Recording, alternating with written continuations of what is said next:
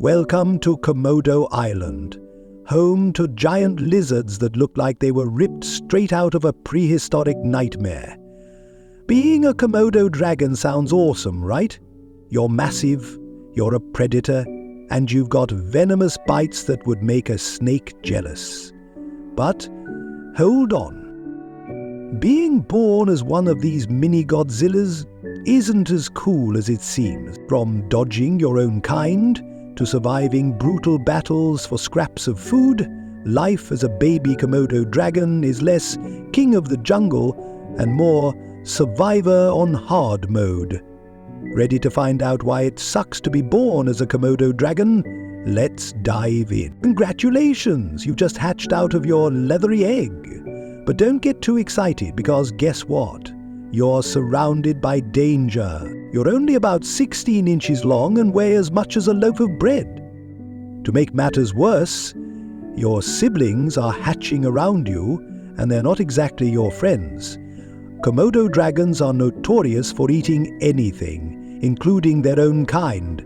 So the moment you break free, it's a sprint for survival. The adults? Oh, they're even worse. Mum and Dad don't care about you. In fact, they might eat you. Yeah, life lesson number 1, everyone wants to turn you into lunch, even your own family. So what do? You climb.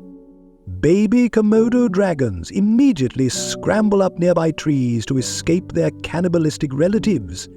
Up in the branches, you're finally safe. For now. Ha! So, you've made it to the safety of the trees. Good move.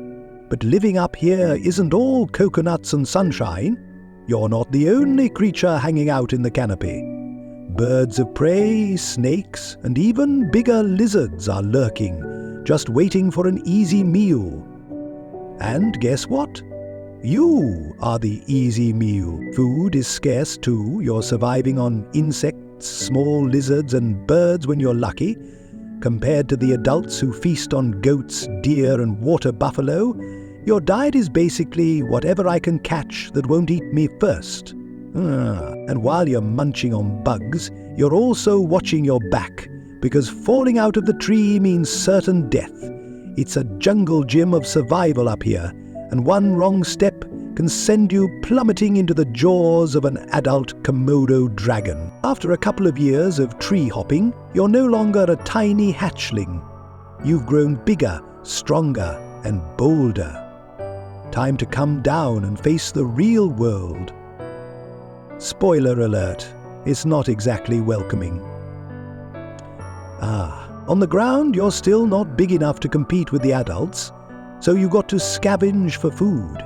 This means feasting on carrion, rotting carcasses that even vultures have given up on. Yummy, right? But that's not the worst part. Komodo dragons have one of the nastiest bites in the animal kingdom, packed with venom and bacteria. That means every meal you're scavenging comes with a side of deadly microbes. Better hope you don't get into a fight over that meal, because those bites will infect you too.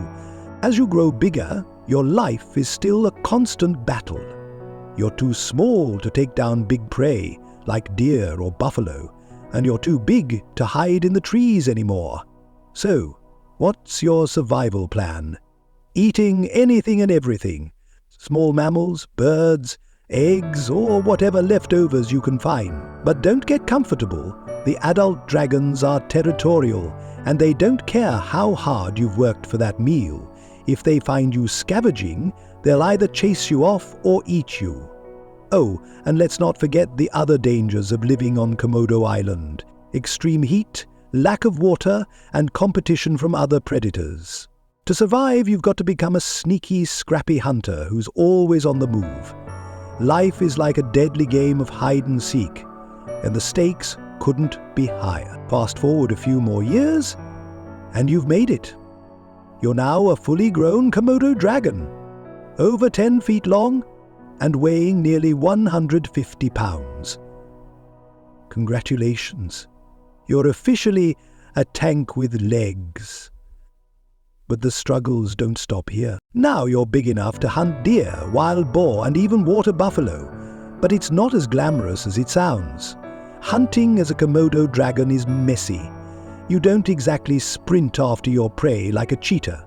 No, you bite your prey once, inject them with venom, and then you wait. Sometimes for hours. You follow the injured animal until it collapses, weakened by the venom and infection. It's effective, sure, but it's also pretty gross. And let's not forget the competition. Other adult dragons will try to steal your kills, so you're constantly defending your hard-earned meals. Oh, and if you're a male dragon, you got to fight other males to win mates during breeding season. These battles are brutal. Claws slash, tails whip, and dragons bite each other with those deadly jaws. It's survival of the fittest, and only the strongest come out on top. And that, my friends, is why it sucks to be born as a Komodo dragon. From escaping cannibalistic relatives to surviving the deadly dangers of the wild, life as a baby Komodo dragon is a brutal fight for survival. Even as an adult, you're constantly battling for food, territory, and mates. But despite all the challenges, Komodo dragons are survivors.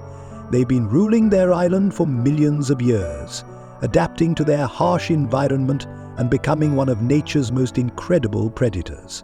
So, though the next time you see one of these giant lizards, remember their struggles, their strength, and their story. Because being born as a Komodo dragon isn't easy. But it sure is epic.